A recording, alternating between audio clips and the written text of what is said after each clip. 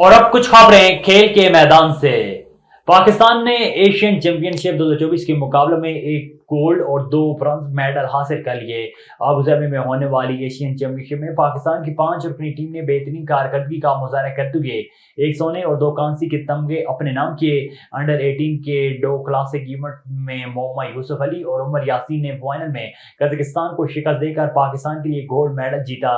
اس کے علاوہ اشرف وسیم اور کائنات عارف نے ڈوشے اور 2 کلاسک کی سینئر ویمنز کیٹیگری میں پاکستان کے لیے 2 کانسی کے تمغے حاصل کیے۔ پاکستان نے پہلی بار ایشین انڈر 18 کا ٹائٹل جیتا ہے۔ پاکستان ہاکی فیڈریشن کی سابق صدر شیلا رضا نے اپنے عہدے سے استعفے کی تصدیق کر دی۔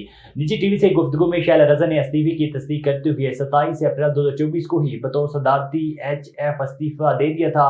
انہوں نے کہا ہے کہ اپنا استعفیٰ منسٹر آئی پی سی احسن اقبال اور رانا مشہود کو بھجوا دیا ہے۔ پی ایچ ایف کانگریس کو بھی اپنا استعفیٰ پیش کر دیا۔ ان کا کہنا تھا کہ حکومتی اجلاس میں جو وعدے کیے گئے تھے اس پر عمل نہیں کیا گیا۔ جو بات اجلاس میں طے ہوئی اس کو اہمیت نہیں دی گئی۔ ہم نے اجلاس میں کیمپ ایک کرنے کی بات کو تسلیم کیا تھا تاکہ ٹیم ملیشیا جا سکے۔ پی ایچ ایف کے معاملے کے حوالے سے کمیٹی بنانے کا کہا گیا، وہ نہیں بنائی گئی۔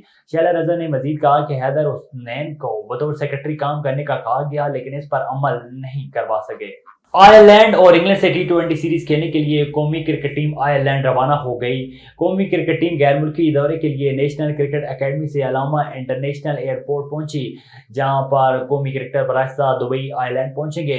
محمد عامر ویزا نہ ملنے کی وجہ سے ٹیم کے ساتھ روانہ نہ ہو سکے، وہ بعد میں ٹیم کو جوائن کریں گے۔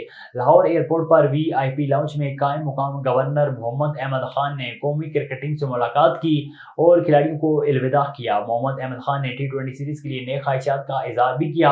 آئرلینڈ کے خلاف پاکستان نے 3 T20 میچز کی سیریز کھیلنی ہے۔ قومی ٹیم اپنا پہلا میچ 10، دوسرا 12، تیسرا میچ 14 مئی کو ڈبلن میں کھیلے گی۔